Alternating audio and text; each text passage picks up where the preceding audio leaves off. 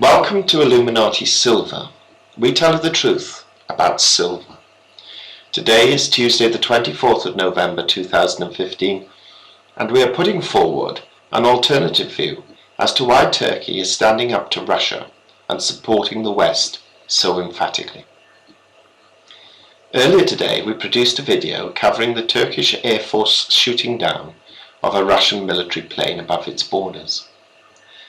Many have asked, why has Turkey been willing to take such drastic action against a close neighbour, where repercussions could indeed prove most serious for them? Well, just follow this course of events.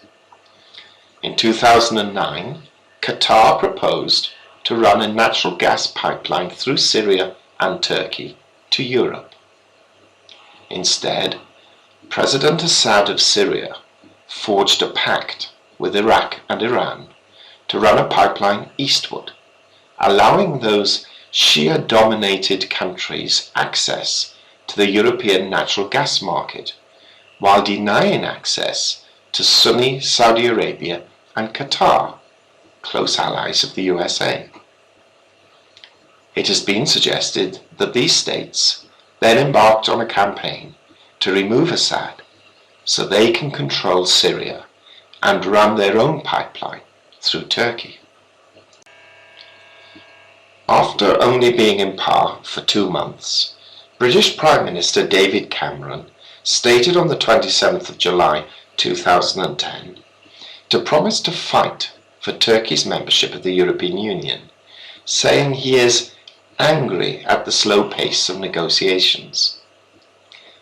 On his first visit as Prime Minister, he said the country could become a great European power, helping build links with the Middle East.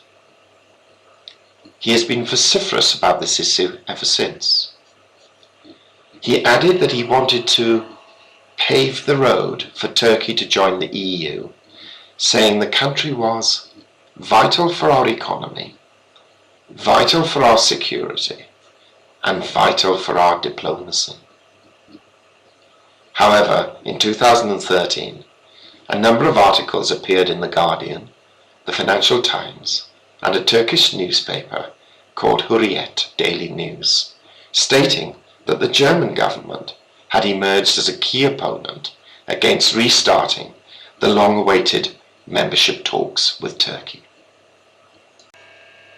However, this has proven to be short-lived. In the Telegraph newspaper on the 9th of December 2014, David Cameron is quoted as saying, "In terms of Turkish membership of the EU, I very much support that." On the 16th of October 2015, the EU and Turkey agreed on an action plan that might give Ankara up to 3 billion euros in aid, plus visa privileges, and new talks on Turkey's EU membership in return for help in stemming the flow of refugees to Europe. On the 19th of October of this year, Chancellor Merkel, according to EU Observer, gave her support to a, quote, new start for EU-Turkey membership talks, unquote.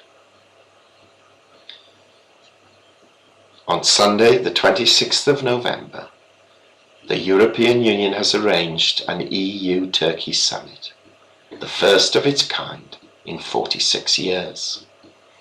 The summit will be held between the 28 member countries and Turkey to discuss in Brussels how to re-energize the accession process and the stemming of the flow of refugees. So, what does all this information suggest to someone attempting to join the dots? Well, a conspiracy theorist may conclude that Turkey has done a deal behind the scenes to fully support the West against Russia and Syria, and assist in the overthrow of President Assad. This will open the gateway to both the proposed gas pipeline running from Qatar through Syria and Turkey leading to Europe, and speed-track Turkey's entry into the European Union. With the knowledge of being a NATO member, owning the 10th most powerful army in the world on its own account, and the tacit support of entry into the European Union, which it has craved for many years, is there any surprise that they would think twice about shooting down any Russian aircraft that infringes their airspace? So what does this potentially mean for precious metal prices? Gold and silver today has risen by approximately 0.5% in US dollar terms. Should the conflict escalate, we can see precious metal prices rising further, but no more than their recent highs, as we do not see this as a black swan event. We suspect they will then continue their normal downtrend to the levels we've suggested in earlier videos. Should Assad be eventually removed and the proposed pipeline is constructed, it is envisaged that gas prices will remain low, certainly for Europe, for the foreseeable future. It is in the interests for trade and for keeping Russia under economic pressure to maintain such low gas prices. In addition, it will safeguard European gas supplies from being dictated by Russian supremacy in this sector. As an aside, several months ago, we were told to expect Turkish property prices to increase by up to 30% in the first half of 2016. This fits in with other countries which have seen their property prices rise with their accession into the EU. The ramifications for the Turkish lira upon the announcement of such an agreement for entry is also likely to prove positive until it eventually converts to the euro.